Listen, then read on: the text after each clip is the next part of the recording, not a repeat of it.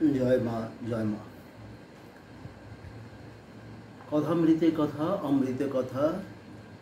এই পর্বে আমি গতকাল যে অংশটি পাঠ করেছিলাম, পেনেটির মহোৎসবে ভক্ত সঙ্গে কীর্তনানন্দে ভগবান শ্রীরামকৃষ্ণদেব অখণ্ড সংস্করণ দ্বিতীয় পরিচ্ছেদ শ্রীযুক্ত নবদ্বীপ গোস্বামীর প্রতি উপদেশ, সেটি গতকাল ভিডিওটি দীর্ঘায়িত হচ্ছিল বলে আমি সেটিকে স্কেচ করেছিলাম। আজকে সেই শেষ অংশটি পাঠ করে আপনাদের শোনাবো এবং যৎকিঞ্চিত আমার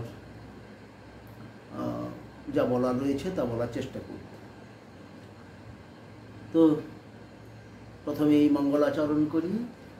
তব কথামৃতম তপ্ত জীবনম কবিভির্হৃতম কল্মষাপহম শ্রবণ মঙ্গলম শ্রীমদাততম ভুরি গৃণন্তি এই ভুরিদা জন। গতকাল আমরা দেখলাম ভগবান গোস্বামী বংশদের যোগ এবং ভোগ এই দুটি রয়েছে, সেটি নবদ্বীপ গোস্বামীকে স্মরণ করিয়ে দিলেন, যিনি মনীষেনের গুরুদেব। করিয়ে তিনি বলছেন উপায় সম্বন্ধে কিছু বলবেন, ঈশ্বর লাভের তত্ত্ব কথা এবং তার সুদীর্ঘ সাধন জীবনের কথা এবং অভিজ্ঞতার কথা আমরা এই পরবর্তী অংশে দেখতে পাব।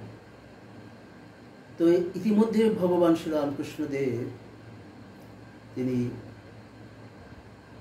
সমাধিস্থ হয়েছিলেন এবং বাহ্যাবস্থা লাভ করবার পরেই তিনি গোস্বামীদের স্মরণ করিয়ে দিয়েছেন সংসারের প্রতি কর্তব্য, জাতি ধর্মের প্রতি নিষ্ঠার কথা।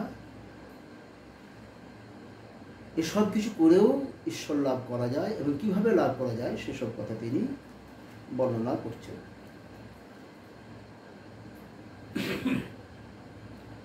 এখন কেবল তাকে প্রার্থনা করো, আন্তরিক প্রার্থনা। হে ঈশ্বর, তোমার এই ভুবনমোহিনী মায়ার ঐশ্বর্য আমি চাই না, আমি তোমায় চাই। তিনি তো সর্বভূতেই আছেন, তবে ভক্ত কাকে বলে? যে তাঁতে থাকে, যার মন প্রাণ অন্তরাত্মা সব তাঁতে গত হয়েছে। ঠাকুর এইবার সহজ অবস্থা প্রাপ্ত হইয়াছেন, নবদ্বীপকে বলিতেছেন আমার এই যে অবস্থাটা হয়, অর্থাৎ সমাধি অবস্থা, কেউ কেউ বলে রূপ, আমি বলি যার চৈতন্যে জগৎ চৈতন্য হয়ে রয়েছে, তার চিন্তা করে কেউ কি অচৈতন্য হয়? শ্রীযুক্ত মনীষেন অভ্যাগত ব্রাহ্মণ ও বৈষ্ণবদের বিদায় করিতেছেন। কাহাকেও 1 টাকা, কাহাকে 2 টাকা, যে যেমন ব্যক্তি। এটি একটি অন্য পর্ব।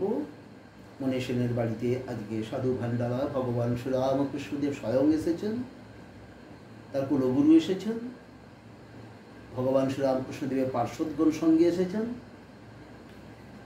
তো সেই অবসরে মনীষেন গৌরীসেনদের বংশ জাত, তিনি জানেন সেই সুযোগটিকে কিভাবে কাজে লাগাতে হয়।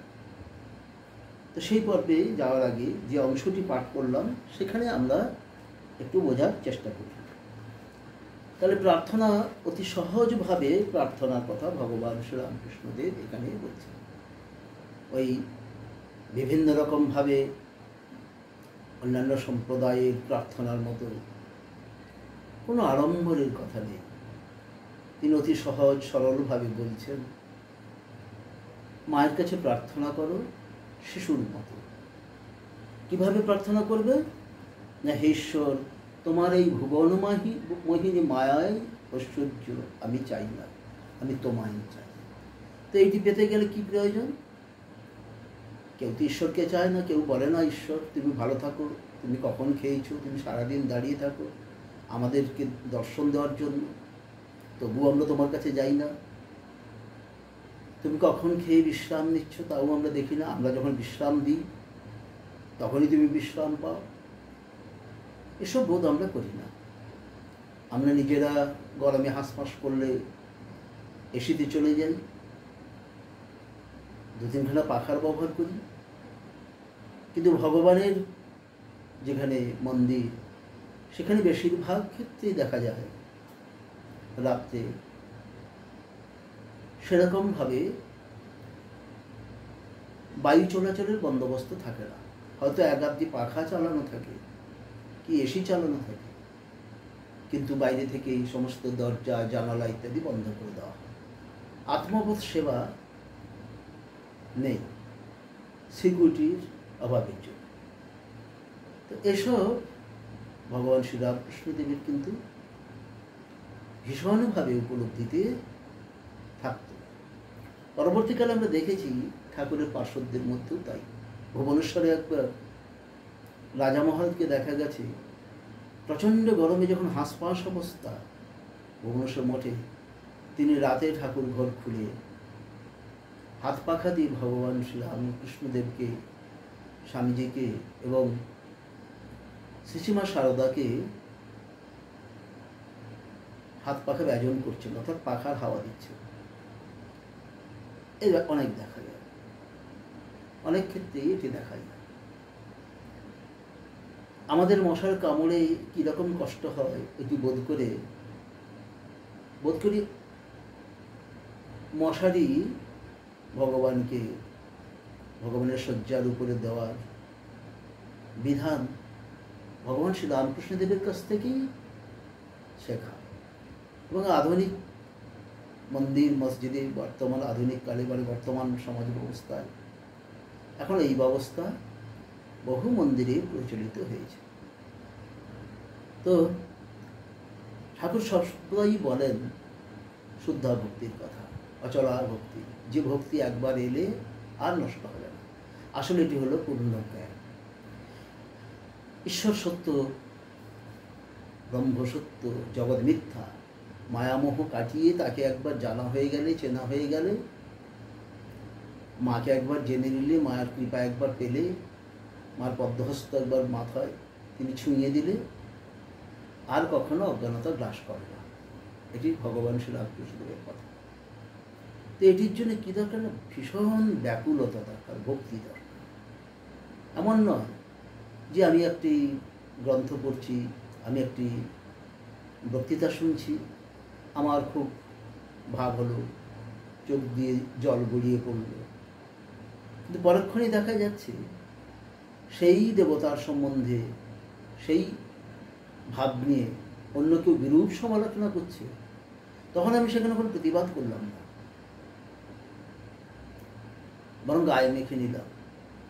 এবং আমার ভাবের মোড়টা ঘুরে গেল। দেখা গেল আমি হয়তো ওই বিরূপ সমালোচককেই সঠিক বলেই মনে করলাম। তাহলে পূর্বদিনে বা পূর্বাবস্থায় আমার যেটি প্রাপ্তি ঘটেছিল সেটি ক্ষয় হয়ে যায়। একেই বলা হয় যে খারাপ প্রারব্ধ লাভ করা। ভক্তি হলো তাই, যা একেবারে দৃঢ় হবে, কোনো অবস্থাতে কারুর কোনো সমালোচনায় তা কখনো নষ্ট হবে না। যদিও আমার গুরু আমারই আঙুনা দিয়া আন বাড়ি যায়, তবু তিনি হন আমার নিত্যানন্দ রায়। তার বেশি, তার অতিরিক্ত কিছু নেই। তিনি আমাদের সব, তাকে ছাড়া আমি কিছু বুঝি না। তিনি আমার প্রাণ, তিনি আমার জ্ঞান, তিনি আমার মন। তো ভক্তি সম্বন্ধে এখানে বলছেন, মা কথা বলেছেন ঠাকুর বহু জায়গায়, যে ভক্তি হলো মাতৃস্বরূপা। যেমন খিদে লাগলে, তৃষ্ণা লাগলে, বাথরুম পেলে সবেই মায়ের প্রয়োজন হয় শিশুর। খেলার সময়টুকু ছাড়া সমস্ত নিত্য প্রয়োজনে আটপৌরি যা কিছু প্রয়োজনীয় আছে সবই মায়ের প্রয়োজন। মা তাই সর্বক্ষণের সহায়ক। পিতাকে ভগবান শ্রী রামকৃষ্ণদেব জ্ঞানের সঙ্গে তুলনা করেছেন। যে জ্ঞান হয়ে গেলে আর একেবারে এদিক ওদিক নড়ে না, চলে না। খুব সুন্দর উপমা, কত ফাইন অবজারভেশন ঠাকুরের। ধর্মের সঙ্গে জীবনের সঙ্গে কত মেলবন্ধন। কৃপা করে তিনি তাঁর সেই অমীয় চরিত, সুন্দর উপলব্ধির কথা ভগবান শ্রী রামকৃষ্ণ আমাদের কাছে রেখে গেছেন বলে আমরা আজকে ধন্য। বর্তমানে আমি যে মায়ের কাছে আছি, শ্রী শ্রী মা আনন্দময়ী, তিনি সেরূপ অর্থে বিশাল কষ্ট করে কোনো সাধন করেন। তাই এই পর্বে সবাই তাকে স্বয়ং সিদ্ধা বলে বলেন, এবং এটি সত্য।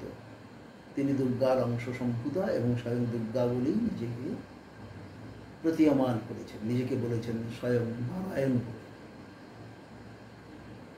এখানে নারায়ণ অর্থে কিন্তু আমাদেরকে বুঝতে হবে ব্রহ্ম, পূর্ণ ব্রহ্ম, যিনি সাকার রূপে কখনো পুরুষ, কখনো আবার নারী, নারায়ণ। কিন্তু তিনি নারায়ণও বলেছেন, অর্থাৎ তিনি সেই চৈতন্যের মহাচৈতন্য যখন স্পর্শ পেয়েছেন, চৈতন্যময়ী রূপে যখন আত্মপ্রকাশ করেছেন, তখন তিনি তার ব্রহ্মত্ব সম্বন্ধে অটুট সেই নিগুড় তত্ত্ব তিনি তার সারা জীবন দিয়ে আমাদের কাছে রেখে গেছেন। এই জন্য তিনি পূর্ণ ব্রহ্ম নারায়ণ। মায়ের যে আশ্রমগুলি সারা ভারতবর্ষ জুড়ে রয়েছে, সর্বত্রই পূর্ণব্রহ্ম নারায়ণ বলেই তাকে জয় দেওয়া হয়। কি অদ্ভুত! ছোটবেলা ডানপিটে গরিব ব্রাহ্মণের বাড়িতে জন্ম, বর্তমানে বাংলাদেশে, কি তখনকার দিনে যখন জন্মান তখন ওটা ত্রিপুরার সঙ্গে যুক্ত ছিল, খেওড়া গ্রাম। এত বড় আধার, কিন্তু ছোটবেলা ডানপিটে, বাচ্চা মেয়ে খুব ডানপিটে, কিন্তু খুব নিষ্ঠায় ভরপুর। গৃহকর্ম শিখছেন মায়ের কাছে। একটু বড় হতেই 12 বছর বয়সে বিয়ে হচ্ছে, তার আগে থেকেই তার মধ্যে ভাব সমাধি, ভাবের অনুপ্রবেশ ঘটেছে। তিনি ঈশ্বরের ভাবে ভাবিত হচ্ছে, ঈশ্বর কথা ছাড়া অন্য কিছু নেই। কি অদ্ভুত! 3 দিন, 4 দিন, 5 দিন, 6 দিন পর্যন্ত তিনি ভাব সমাধিতে থাকতেন। কত বড় আধার! কিন্তু কখনো সেভাবে নিজেকে কখনো প্রকাশ করেন, প্রচারের আড়ালেই থেকে গেছেন সারা জীবন। বর্তমান আপনাদের কাছে যে ঘরটিতে বসে আমি মায়ের কথা বলছি, মা বেশ কিছুদিন এই ঘরে, এখন আমি যেখানে বসে এই ভিডিওটি করছি, মা এই ঘরে কাটিয়েছে। আমি ধন্য যে এমন একজন ভারতবর্ষের মহাসাধিকা, স্বয়ং সিদ্ধা, নারায়ণী, পূর্ণব্রহ্ম নারায়ণ, তার পদধূলি যে ঘরে পড়েছে, পদধূলি রঞ্জিত ঘরে আমি সাধনা করার সুযোগ পেয়েছি, অবস্থান করার সুযোগ পেয়েছি। এই উঠোনের বাইরেই একটি বিশাল আকার মোটা আম গাছ রয়েছে, অত্যন্ত সুস্বাদু আম গাছ। তো আমার তো এখানে আসা 1 বছর হয়ে গেল। এই আম গাছের তলাতেও তিনি একবারে একটানা 6 দিন ভাব ও সমাধিস্থ অবস্থায় ছিলেন। এবং এখানে যে এখন আনন্দ ধ্যানপীঠ হয়েছে, প্রায় গুহার আকারে নির্মিত সূর্য বিশাল আকারের এই মন্দিরটি, যেখানে মায়ের মূর্তিটি প্রতিষ্ঠিত, সেই ঘরে যে প্রথম ইটটি দিয়ে ভিত স্থাপন হয়েছিল, মা এই ভাবাবস্থায় ওই ইটের উপরেই বসেছিলেন। মা বলে গিয়েছিলেন, তোরা এখানে একটি সাধনী ফিট করে দিই, যেখানে এখন আমাদের সংযম সপ্তাহ পালিত হয়। কলকাতার ভক্তরা তথা ভারতবর্ষের অন্যান্য ভক্তরা যারা আসেন এখানে সংযম করেন। অত্যন্ত কঠিন নিষ্ঠাযুক্ত একটি সাধন প্রক্রিয়া। মা সারা জীবন এই সাধনার মধ্যেই ছিলেন। ভগবান শ্রীরামকৃষ্ণদেবের এই বাণীগুলি যেন মূর্ত হয়ে উঠেছে মা আনন্দময়ীর মধ্যে। তো মা বলছেন, একে ঠাকুর বলছেন, তিনি তো সর্বভূতেই আছেন, তবে ভক্ত কাকে বলে? যে তাঁতে থাকে, যার মন প্রাণ অন্তরাত্মা সব তাঁতে গত হয়েছে, মানে কমপ্লিটলি যে সারেন্ডার হয়ে আছে। এ নয় সুবিধাবাদী কোনো নীতি নিয়ে ঈশ্বরের স্মরণ মনন করা, পাওয়ার জন্য স্মরণ মনন করা, ভালোবেসে ভালোবাসার মানুষটিকে কাছে পাওয়ার জন্য উদ্গ্রীব হওয়া, এইটি হলো ঠিক ঠিক ভক্তির লক্ষ্য। তো এইটি করতে গেলে সর্বদা মাল আছে সাধন পথে, নানান রকমভাবে ঈশ্বর প্রলোভিত করেন। সেই প্রলোভনগুলি কাটিয়ে ওঠার জন্যই আমাদেরকে আমার ইষ্টদেবের গুরুর কৃপা, ইষ্টদেবের কৃপা, গুরুরও কৃপা প্রয়োজন। তাই সর্বদা আমাদের প্রার্থনা করতে হবে, হে রাম, হে জগজ্জননী মা, হে মা দশপ্রহরণধারিণী, তোমার ভুবন মোহিনী এই মায়া থেকে আমাকে অব্যাহতি দাও। তুমি আর ভুলিয়ে ভালিয়ে দেখো না বাবা, তাহলে এই জীবনটি আমার বৃথা হবে। আমাকে আবার পুনরায় জন্মগ্রহণ করতে হবে, পুনরায় জনম জননী জঠরে, পুনরায় মরণ শ্মশানে মশানে। এই হাত থেকে আমি বাঁচতে চাই, আমাকে তুমি পরিত্রাণ করো মা, ভক্তি দাও এবং তোমার ভুবন মোহিনী মায়া তুমি সংবরণ করো। কি সুন্দর একটি প্রার্থনার পদ্ধতি। শতজন্ম শাস্ত্র পড়ে, শাস্ত্র অধ্যয়ন করে, কঠিন বারব্রত করে যে জায়গায় পৌঁছা যায়, সে জায়গা থেকে অব্যাহতি দিচ্ছেন ভগবান শ্রীরামকৃষ্ণ। তো এবারে ভগবান বলছেন নবদ্বীপকে একটি সহজ অবস্থা প্রাপ্ত হয়েছেন। ঠাকুর সাবলীলভাবে কথাবার্তা বলছেন যে আমার এই যে অবস্থাটা হয়, অনেকে এটাকে রোগ বলে বলে। আমি বলি যার চৈতন্য জগৎ চৈতন্য হয়ে রয়েছে, তার চিন্তা করে কি কেউ অচৈতন্য হয়? ভারী সুন্দর কথা। মা আনন্দময়ীর জীবনের এই 1 বছরের চর্চার মধ্যে আমরা দেখছি একই কেস। মাকে বিবাহ দেওয়া হয়েছিল একজন পুলিশের অফিসারের সঙ্গে। তিনিও প্রথমের দিকে মনে করেছিলেন মার এগুলি মাথার রোগ। ঠাকুরকে তো কবিরাজ দেখানো শুরু হয়েছিল, মাকেও দেখানো শুরু হয়েছিল। আর এই বিড়ম্বনার কথা ঠাকুরের জীবনে যখন শুরু হলো, সেটি জয়রামবাটিতে শ্রীশ্রীমা সারদার কাছেও পৌঁছে গিয়েছিল। মা কিন্তু যখন দক্ষিণেশ্বরে ঠাকুরকে সে দেখলেন, মার একটা অন্তর্দৃষ্টি ছিল, তিনি সেই অবস্থাতেই প্রাপ্ত হয়েছিলেন। দেখলেন ঠাকুরের মধ্যে সেসব কিছু নেই, লোকে যা বলছে সব বাইরের দিক থেকে দেখে বলছে। আসলে ঈশ্বর দর্শনের জন্য যারা ব্যাকুল হন, তাদের ভেতরে যে কি মনের অবস্থা হয়, প্রেমের পরাকাষ্ঠা, ভালোবাসার পরাকাষ্ঠা, হৃদয়রূপ কুসুম কিভাবে বিকশিত হয়, তার কি সৌরভ, সেই পথের পথিক যারা না হন তারা কেউ কখনো ধরতে পারবেন না, বুঝতে পারবেন না। আহ্লাদিনী শক্তি শ্রী রাধিকাকে বৃন্দাবন পরিক্রমার সময় দীর্ঘ সময় যমুনার জলের দিকে তাকিয়ে থাকতাম। কি নীল জল, কত ভাবতাম এই জলে স্পর্শ পেয়েছে ভগবান শ্রীকৃষ্ণের শ্রীচরণের, এই জল স্পর্শ পেয়েছে ললিতা, বিশাখা, শ্রীরাধিকা, বৃন্দা, অন্যান্য অষ্টসখীর। এই জল স্পর্শ পেয়েছে পুরবাসীগণের। কি অপূর্ব! মাহাত্ম্যের কোনো সীমা নেই। যমুনার জল মানে প্রেমে গদগদ, বৃন্দাবনের রজ মৃত্তিকা মানে প্রেমের চিহ্ন। সেখানে ভালোবাসা ছাড়া অন্য কিচ্ছু নেই। যে সময়টা আমি ওখানে কাটিয়েছিলাম, দীর্ঘ 9-10 দিন একটানা,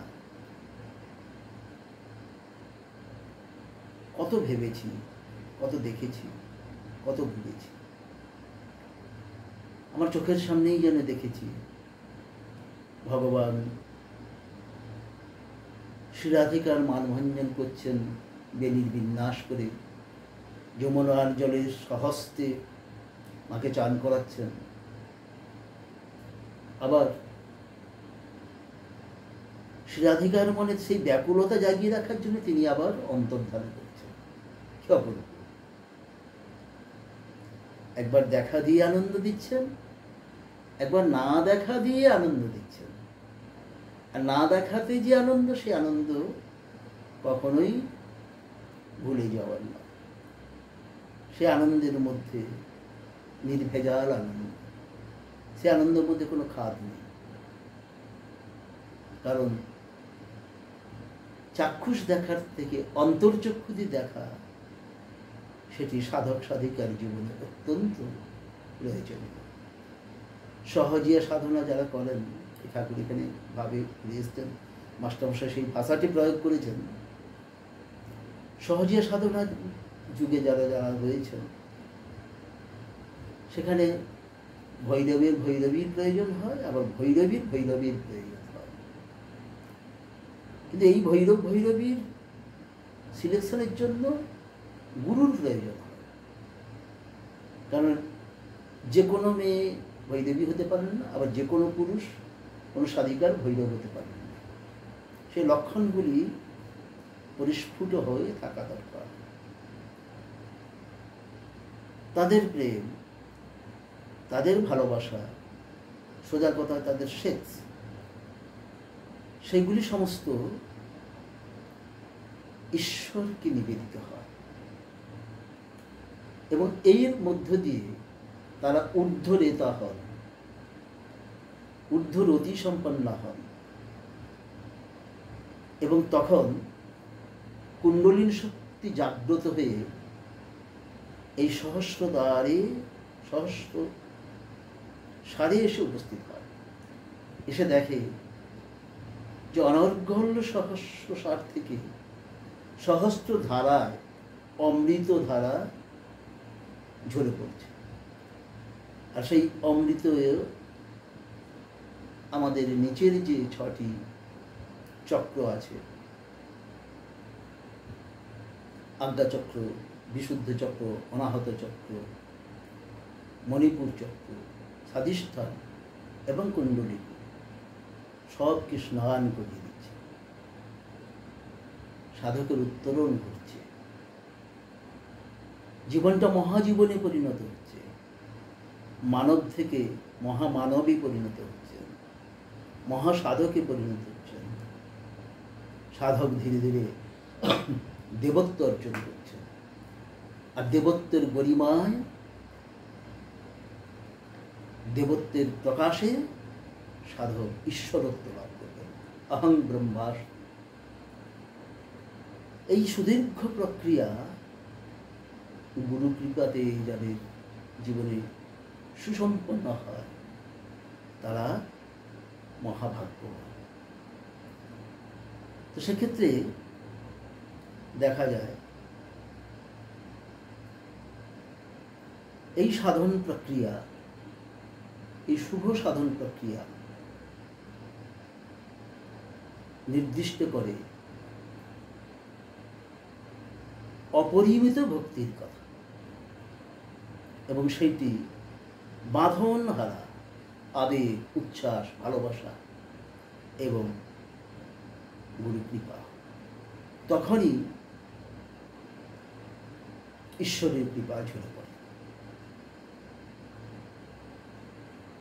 তারপরেই আসে সাধকের আত্মপ্রকাশ, যেখান থেকে ভক্তির মহাবিকাশ। তাতে দেখা যায় মানব হিতে, মানব কল্যাণে, জগতের স্বার্থে সাধক নিবেদিত প্রাণ। তো এইটি হলো ঠিক ঠিক ভক্তি লাভের পরে আমাদের কাছে প্রকাশিত হয়। তো এটি রূপ থেকে অরূপে, আবার অরূপ থেকে রূপে, এবং এই দর্শনের মধ্যে একসময় দেখা যাবে অরূপ আর রূপ দুটি মিলেমিশে একাকার। অচৈতন্যের পারে চৈতন্যের দর্শন, মহাচৈতন্যের দর্শন, সেটি হলো সচ্চিদানন্দ ব্রহ্ম। একেবারে প্রথমেই সচ্চিদানন্দ ব্রহ্মে যাওয়া মুশকিল। সচ্চিদানন্দ ব্রহ্মকে লাভ করা মানে বিশিষ্ট অদ্বৈতবাদ। যখন আমি দ্বৈতবাদে আছি, তুমি ভগবান, আমি ভক্ত, তুমি প্রভু, আমি দাস, দ্বৈত চিন্তা ভাবনা, তত্ত্বমসি, তত্ত্বমসি, তত্ত্বমসি। এই দ্বৈতভাবের সাধনার মধ্য দিয়ে ধীরে ধীরে ধীরে ধীরে এই রূপটিকে অরূপে কনভার্ট করতে হয়। তার মানে এই নয় যে সর্বদা দেওয়ালের দিকে মুখ করে চোখ বন্ধ করে ঘন্টার পর ঘন্টা বসে থাকে। এই অরূপটাও রূপের মধ্যে অরূপ, আবার অরূপের মধ্যে রূপ, এই দ্বৈত কম্বিনেশন, এর ভেতরে যে ভাব এবং ভাব যে খেলা, সেইটি যখন সাধক ঠিক মতো উপলব্ধি করতে পারেন, তখন তিনি সনাতনী ব্রহ্ম চৈতন্যকে নিজ চৈতন্যে রূপান্তরিত হয়ে যান এবং সেই চৈতন্যকে তিনি ইন্ডিকেট করতে পারেন। এই চৈতন্যের দর্শনই হলো সমাধি। এইটিকে বলা হয়েছে, এবং এইটি কেবলমাত্র বিশিষ্ট অদ্বৈতবাদীদের পক্ষে জানা সম্ভব। অর্থাৎ ঠাকুরের কি অপূর্ব মহিমা! তিনি ল্যাংটার কাছ থেকে, তোতাপুরীর কাছ থেকে যখন এসব জানছেন, তোতাপুরী উপহাস করছেন, কেউ আটা ঠুকতা হাততালি দিয়ে হরিনাম করে আটা ঠোকা করছে, ব্যঙ্গ করছে। মার কাছে যখন জিজ্ঞেস করতে যাচ্ছেন, আমি আমার মাকে জিজ্ঞেস করে আসি তোমার কাছে আমি বেদান্তের সাধনা করবো কি না, তখন তোতাপুরী ব্যঙ্গ করছে, বলছি ভাই ওই পাথরের মূর্তি কি তোর সঙ্গে কথা বলবে, কেন যাচ্ছিস, তুই এত ভুল করছিস, তুই এত বড় আধার। কিন্তু পরবর্তীকালে দেখা গেল চৈতন্যের বিকাশের জন্য একটা শলাকার খোঁচাতে যখন রক্ত ঝরিয়ে দিলেন তোতাপুরী, ভগবান শ্রীরামকৃষ্ণ 3 দিন 3 রাত তিনি সেই চৈতন্য লোকে আরোহণ করেছেন। তোতাপুরী বারবার বলছেন, আমি 33 বছরে যেখানে পৌঁছতে পারিনি, তোকে এই আজ্ঞাচক্রে একটা খোঁচা দিতেই তুই সেখানে পৌঁছে গেলি, তুই কে বাবা? আসলে ঠাকুরই ছিলেন চৈতন্যদেবের, তোতাপুরীর আসল গুরু। লোকাচারী গুরু প্রয়োজন, এই জন্য তিনি টেনে এনেছেন এই প্রারব্ধগুলো কাটিয়ে একটি নতুন সংস্কারের মধ্য দিয়ে উত্তরণের জন্য, জগৎকে শিক্ষা দেওয়ার জন্য। ব্রাহ্মণী এসেছেন স্বয়ং খুঁজে খুঁজে। ঠাকুরের আর 2জন গুরু ভাইকে বাংলাদেশে, তাদেরকে ওই একই পথে ব্রাহ্মণী তুলে ধরেছেন। এসে দেখছেন স্বয়ং গৌরাঙ্গ এসেছেন নতুন খোলে, অর্থাৎ নতুন পোশাকে, চামড়ার থলিটাই পাল্টে গেছিলেন। ভৈরবী নেই, মাই স্বয়ং ভৈরবী হচ্ছেন ঠাকুরের। সব শেষ যে সাধনা হয় ভৈরব সাধনা, সাধককে নগ্ন অবস্থায় থাকতে হয়, সাধিকাকে নগ্ন অবস্থায় সাধকের কোলে বসতে হয়, আবার সাধিকার কোলে সাধককে নগ্ন অবস্থায় বসতে হয়। শেষ অনুভূতি, এবং সেখানে উত্তীর্ণ হলেই সেই সৌমরস ঊর্ধ্বরেতা ঊর্ধ্বরতি সম্পন্ন সাধক সাধিকারা সে অমৃত ধারায় স্নান করেন। এবং সেটির জন্যই আমাদের ভারতবর্ষে সংসার জীবনে ধর্ম আজও টিকে আছে। বহু সংসারী নারী পুরুষ এই সাধন জীবনে রয়েছে। আমি এখানে আসার পরে দুর্গাপ্রসন্নজির জীবনী, সীতারাম দাস ওঙ্কারনাথজির জীবনী, স্বামী নিগমানন্দজির জীবনী, এরা সবাই সংসারী। ভগবান শ্রীরামকৃষ্ণদেব সংসারী, কমলাকান্ত সংসারী, রামপ্রসাদ সংসারী। এদের সকলের জীবনী জানলাম, পড়লাম, বুঝলাম, এবং অনেক সাধুসঙ্গ করে বুঝেছি যে কি অপার মহিমা ভগবানের। এরা প্রত্যেকেই নিজের স্ত্রীকে ভৈরবী রূপে প্রজেক্ট করেছে বেশিরভাগ ক্ষেত্রে, কিন্তু ঠাকুর মাকে ভৈরবী রূপে প্রজেক্ট করেন।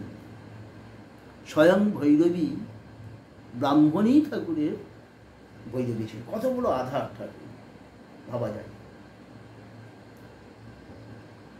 ঠাকুরকে এই জিনিস, এই দ্বন্দ্বের এই ঘোর থেকে কেটে বের করার জন্য সব সাধনা ইত্যাদি সব হয়ে গেল, পঞ্চমকার সাধনা হয়ে গেল, সেটিকে পরিপূর্ণ করার জন্য পাড়া থেকে 21 বছরের যুবক, 18 বছরের যুবতী বধূ স্বামী স্ত্রীকে নিয়ে এসে ঠাকুরের সামনে রমণ করানো হয়েছে। সব তত্ত্বকথা লীলা প্রসঙ্গে দেখা যায়। তারপরেও শেষ পরীক্ষা, শ্রীরামকৃষ্ণদেব এমনি এমনি শ্রীরামকৃষ্ণ হননি। এমনি এমনি কেউ কারো কাছ থেকে সার্টিফিকেট কিনে নেওয়া, পরমহংস সার্টিফিকেট তিনি নেননি। তিনি সত্যিকারের সার্টিফিকেট পাওয়ারই যোগ্য হয়েছিল। নারায়ণের বক্ষে ভৃগুর চিহ্ন, পদচিহ্ন, শ্রীবৎস চিহ্ন। আর ঠাকুরের বুকেও ওখানকার প্রধান পুরোহিতের লাঠি। ঠাকুর তাকে কৃপা করছেন। যখন রানীমার নাতিরা জানতে পেরেছেন তাকে কাজ থেকে ছাড়িয়ে দেবেন, তখন ঠাকুরই বলছেন, আরে ওদের কাজ থেকে ছাড়িয়ে দিলে ওর বউ বাচ্চারা কি খাবে। কত বড় অন্তর, কত বড় হৃদয়বান হলে, কত বড় সাধক হলে, স্বয়ং অবতার বলেই বোধহয় যে সম্ভব হয়েছে। যাই হোক, আমি অন্য দিকে অনেক চলে যাচ্ছি। আমি এইটিকে শেষ করি, কারণ ভিডিও দীর্ঘায়িত করতে চাই না। ভগবান এইভাবেই চৈতন্যের কথা বলছেন। এইবারে একটা ব্রাহ্মণী বিদায়, সাধু ভাণ্ডারায় বিদায়ের ব্যাপার থাকে। সেই সুযোগ মনীষীন ছাড়বেন কেন? তিনি স্ট্যাটাস অনুযায়ী তখনকার দিনে, ভাবুন, তখনকার দিনে 1 টাকা 2 টাকা বিরাট দাম, আজকাল কিন্তু 1000 টাকার সমান। তো বলছেন সবাইকে দিচ্ছেন 1 টাকা 2 টাকা করে। ঠাকুরকে 5 টাকা দিতে আসিলেন। ঠাকুর বললেন, আমার টাকা নিতে নাই। কারণ সাধুর কোনো অর্থের প্রতি লালসা থাকা উচিত না। এক কথায় শেষ, আমার টাকা নিতে নাই। আর মনীষের ভক্ত সেই সুযোগ পেয়েছে, সে ছাড়বেন কেন? ঠাকুরকে কিছুতেই ছাড়তে চাইছেন না। ঠাকুর তখন বললেন, যদি দাও তোমার গুরুর দিব্য। ঠিক ছোট্ট বাচ্চাদের মতো। আমরা ছোটবেলা খেলাধুলা করতে করতে কারো কাছ থেকে দুর্ব্যবহার পেলে, মিথ্যা কথায় আমাকে ফাঁসিয়ে দেওয়ার যখন বেশি করতো, তখন তাকে বলা হতো মার দিব্যি বল, মা কালীর দিব্যি বল। এটা আমাদের হতো। এখনকার বাচ্চারা অতটা করার সুযোগ পায় না, কারণ এখন বাচ্চাদের মধ্যে সমন্বয়েরও জায়গা নেই, তারা সেভাবে খেলাধুলা করারও সুযোগ পায় না, যে যা একা একা ইন্ডিভিজুয়াল। তো ঠাকুর সেই যেন শিশুটি বলছে, বাবা আমাকে তুমি এই অর্থটি বুঝে দিয়ে অপরাধী করো না, আমার মা সইবেন না, তোমার গুরুর দিব্যি। সাংঘাতিক কথা। গুরুর কাছ থেকে তুমি এটা শিখেছ। সামনেই বসে আছেন গোস্বামী মশাই, কুলগুরু না, তোমার গুরুর দিব্যি আছে, তুমি এই টাকাটি দিয়ে আমাকে বাবু বিপদে ফেলো না। আমি তোমার টাকা নিলে তোমার টাকার যে প্রারব্ধ তা আমাকে ভোগ করতে হবে। আমার ব্যবস্থা মাই করেন, যে যেমন হোক দুমুঠো ডাল ভাত হলেই চলে গেল, আমি এসব কিছু খাবো না। এবার মণি সেন আবার দিতে আসিলেন। তখন ঠাকুর অধৈর্য হয়ে মাস্টারকে বলছেন, কেমন গো নেব? মাস্টার ঘোরতর আপত্তি করিয়া বলিলেন, আজ্ঞা না, কোনো মতেই নেবেন না। দেখুন, এই মাস্টারমশাই চিরদিন নিজেকে প্রচারের আড়ালে রেখেছেন। কখন ঠাকুর বলছেন মাস্টার, তাই লিখেছেন। নিজে কখনো মাস্টার বলছেন, কখনো মণি বলছেন, কখনো বলছেন একজন ভক্ত। একজন ভক্ত বলেন, ভাষাটা তখনকার দিনের জনৈক ভক্ত, এইসব আমরা দেখতে পাই গোটা কথামৃতের মধ্যে। একবার ভাবুন, কত বড় স্কলার, বিদ্যাসাগরের স্কুলের মাস্টার, পাঁচখানা মাস্টার ডিগ্রি তখনকার দিনে ক্লাস 4 পাস, সেন্টার পাস লোকেরা চাকরি করেছেন, শিক্ষকতা করেছেন।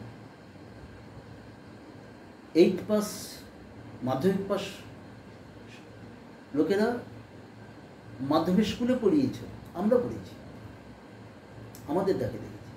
এমন কিছু বেশি দিন আগের কথা, আর এ তো বহুকাল আগের কথা। সেই মাস্টার মশাই নিজেকে কতটা ঠাকুরের সঙ্গে থাকতে থাকতে সম্পৃক্ত হয়েছে, ঠাকুরের ভাব ঘন মূর্তি দেখেছেন, ঠাকুরের ভাবে ভাবিত হয়েছেন, হয়ে কী করছেন তিনি? ঠাকুরের ভাব আয়ত্ত করেছেন। তাই বলছেন, না, কোনোভাবেই নেবেন না। আপনার সংকল্প, আপনার দৃঢ়তা, আপনার দেবত্ব ইত্যাদি সামান্য হলেও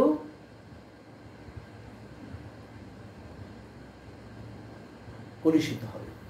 ঠিক এই রকম কথাই যেন তিনি বলছেন, না, নেবেন না। এবার শ্রীযুক্ত মণি সেনের লোকেরা তখন আম সন্দেশ কিনিবার নাম করিয়া রাখালের হস্তে টাকা দিতেন। সেটা রামকৃষ্ণ মাস্টারের কথা।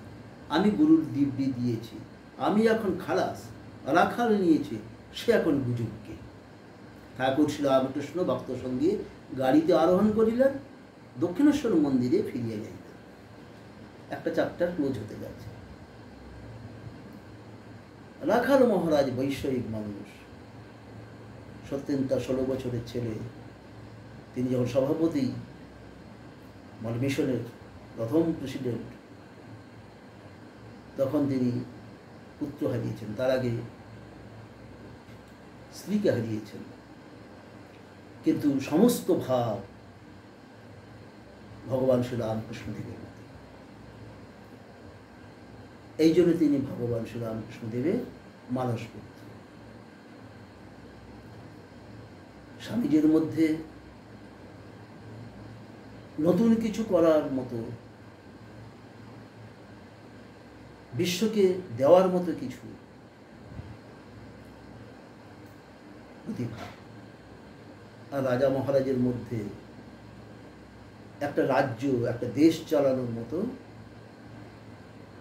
বৈষয়িক জ্ঞান।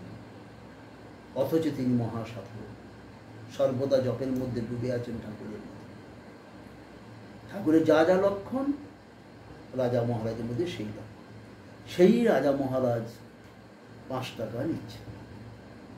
আমরা দেখতে পাই, স্বামীজি বিদেশ থেকে ফিরেছেন, টানা রিক্সাতে যাচ্ছেন, গুরু ভাইরা সঙ্গে রয়েছেন, স্বামী ব্রহ্মানন্দ, রাজা মহারাজ। রিক্সাওয়ালা ফিরে ফিরে স্বামী বিবেকানন্দের হাতের সোনার ঘড়িটি দেখছেন বারবার। স্বামীজি বুঝতে পেরেছেন সোনার হাত ঘড়িটি রিক্সাওয়ালার বড় কৌতূহলের কারণ হয়ে দাঁড়িয়েছে। তিনি সারা জীবন রোজগার করেও সোনার ঘড়ি কিনতে পারবেন না, সারা জীবন যা উপার্জন করবে তাও ওই সোনার ঘড়ি সমান হবে না। স্বামীজি শিবময় ভাব, বলছে কি রে, কি বারবার কি দেখছিস, নিবি ঘড়িটা? রিক্সাওয়ালা কিছু বলছেন না। স্বামীজি ঘড়িটা খুলে তার হাতে দিয়ে দিলেন। তিনি তো ডগামগ ভীষণ খুশি, কিন্তু এই ব্যবহার, এই ব্যাপারটা রাজা মহারাজকে ব্যথিত করল যে এত দামি জিনিস তখনকার দিনে, সেটা এত উদার স্বামীজির মন মানসিকতা, তিনি একজন রিক্সাওয়ালাকে দিয়ে দিলেন। এটি থাকলে তো আমাদের মঠ মিশন করতে অনেক কাজে লাগত। পরবর্তীকালে দেখা গেছে রাজা মহারাজ তখনকার দিনে 200 টাকা, তখনকার দিনের 200 টাকা মানে কলকাতা শহরে 1 বিঘে জমি হতে পারে। সেই 200 টাকা দিয়ে, কারণ প্রায় অর্ধেক কলকাতা তখনকার দিনে 1800 টাকা দিয়ে রাজাদের কাছ থেকে ইংরেজরা নিয়েছিলেন। তো সেই 200 টাকা দিয়ে ওই রিক্সাওয়ালাকে খুঁজে রাজা মহারাজ তার হাতে গুঁজে দিয়ে ওই ঘড়িটিকে ফেরত নিয়ে এসেছিলেন। এর দ্বারা কি বোঝায়?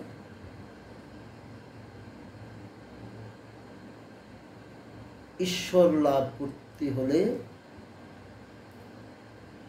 অতিরিক্ত আবেগে গা ভাসানো চলবে না। ঈশ্বর পথে আছি বলেই যে আমরা যেমন তেমন জীবনযাপন করব তা ঠিক নয়। এখানে রাজা মহারাজ সেই বৈষয়িক বুদ্ধি কাজে লাগাচ্ছেন। যে ঘড়ির কথাটি বললাম সেটি অনেক পরে হবে, এটি অনেক আগে, কারণ ঠাকুর তখন সশরীর রয়েছেন, মর্তলীলা করছেন। তো তিনি ওই 5টি টাকা হাতে নিয়েছেন। ওই 5 টাকাতেও তখন বিরাট ব্যাপার, আজকালকে দিনে বহু টাকা, হিসাবের বাইরে। সেইটি নিলেন। এরপরে ঠাকুর বিদায় গ্রহণ করবেন। গাড়ির ব্যবস্থা হয়েছে, কি সুন্দর ছবি মাস্টারমশাই এঁকেছেন। নিজের কথা কখনো কিছু বলেননি। নিজে এসেছিলেন পারিবারিক এক বিরাট অশান্তির হাত থেকে বাঁচার জন্য। নিকুঞ্জ দেবী অত্যন্ত ধর্মপ্রাণা ঠাকুরের কথাই আমরা জানতে পারি। এ কথার ভেতরে এখনো গোপন গুপ্ত গবেষণার বিষয়। তবে এটুকু অনুমান করা যায়, এত শান্তির মধ্যে, বাহ্যিক এত সুখের মধ্যে, এত পরিচ্ছন্ন সংসারের মধ্যে কোথাও একটি মনে কষ্ট পাওয়ার মধ্যে ব্যাপার ছিল, যেটিকে তিনি হজম করতে পারেননি। সেখান থেকে বাঁচার জন্য নিজে গঙ্গায় নিজের আত্মবিসর্জন দিতে চেয়েছিলেন। সেই মাস্টার মশাই ফিরে এলেন ভাবনার জন্য। সেই ভাবনার মাধ্যমেই তিনি ফিরে এলেন, ঠাকুরকে পেয়ে গেলেন। ঠাকুর বাজালেন, অনেক রকম করে পরীক্ষা করলেন, অনেক রকম ইনসাল্ট করলেন, কিন্তু কাছে টেনে নিলেন, ভালোবাসলেন। এত ভালোবাসলেন যে ম্যাস্টর বলে আদর করে তাকে ডাকতেন। মাস্টারমশাই কখনো নিজেকে এর জন্য ছোট বলে মনে করেননি, কিন্তু সেই সুন্দর ডাক সম্বোধন তাকে অভিভূত করত। তিনি তার কর্তব্য বুঝতে পেরেছিলেন যে আমাকে ইনার জন্য, আমাকে ইনার যে অভিপ্রায়, সেই অভিপ্রায় পূর্ণ করতে হবে। তাই তিনি এগুলি গিয়ে লিখে রাখতেন এবং ধ্যান করতেন, আবার এগুলিকে প্রতিলিপি তৈরি করতেন। সেটি কথামৃত, মাত্র 4-5 বছরের কথা। তা ভগবান শ্রী রামকৃষ্ণদেব তার শ্রীমুখ থেকে কি অমৃত না দিয়ে গেছেন পৃথিবীতে, কতটুকু আমরা পাচ্ছি। যাই হোক, আমি এটা শেষ করি, কারণ আজকেও 40 মিনিট হয়ে গেছে। যাই হোক, তো পথে আমরা দেখতে পাচ্ছি এরপরে ওই মতিশীলের বাড়ি দেখবার ঠাকুরের খুব ইচ্ছা হলো। দক্ষিণেশ্বর ফেরা পথে ঠাকুর মাস্টারকে অনেক দিন হইল বলিতেছেন, একসঙ্গে আসিয়া এই ঠাকুর বাড়ির ঝিল দর্শন করিবেন। নিরাকার ধ্যান কিরূপ আরোপ করিতে হয় শিখাইবার জন্য। নিরাকারের ধ্যান কীরকম করতে হয় এসব। তো ঠাকুর এর খুব সর্দি হইয়াছে, তথাপি ভক্ত সঙ্গে ঠাকুর বাড়ি দেখিবার জন্য গাড়ি হইতে অবতরণ করিলেন। ঠাকুর বাড়িতে শ্রী গৌরাঙ্গের সেবা আছে, সন্ধ্যার এখনও একটু দেরি আছে। ঠাকুর ভক্ত সঙ্গে শ্রী গৌরাঙ্গ বিগ্রহের সম্মুখে ভূমিষ্ঠ হইয়া প্রণাম করিলেন। সবাই দেখ, ঠাকুর নিজে ভূমিষ্ঠ হয়ে প্রণাম করে স্বয়ং ঈশ্বর হয়ে গৌরাঙ্গকে ভূমিষ্ঠ হয়ে প্রণাম করছেন, ভক্তদের শেখাচ্ছেন, যে পরম্পরা আমাদের মধ্যে এখনো সাষ্টাঙ্গ প্রণাম করা রয়েছে। এইবার ঠাকুর বাড়ির পূর্বাংশে যে ঝিল আছে তাহার ঘাটে আসিয়া ঝিল ও মৎস্য দর্শন করিতেছেন। কেহ মাছগুলির হিংসা করে না। মুড়ি ইত্যাদি খাবার জিনিস কিছু দিলেই বড় বড় মাছ দলে দলে সম্মুখে আসিয়া ভক্ষণ করে, তারপর নির্ভয়ে আনন্দে লীলা করিতে করিতে জলমধ্যে বিচরণ করে। ঠাকুর মাস্টারকে বলিতেছেন, এই দেখ কেমন মাছগুলি, এইরূপ চিদানন্দ সাগরে এই মাছের নেই আনন্দে বিচরণ করা। এই চিদানন্দ সাগরে মাছের মতো আমাদের বিচরণ করবার জন্য তিনি আশীর্বাদ প্রদান করলেন। এবং এটিকে আমি আর দীর্ঘায়িত করছি না। তো আজকে এই শুভরাত্রি, আজকে এখানেই বিদায়। আপনারা সবাই ভালো থাকুন। কথার বিরতি। ওম নিরঞ্জনম নিত্যানন্তরূপম ভক্তানুকম্পাধৃত বিগ্রহং বৈ ঈশা অবতারম পরমেশ নিত্যম তম রামকৃষ্ণম শিরসা নমঃ। জয় মা, জয় মা, জয় মা।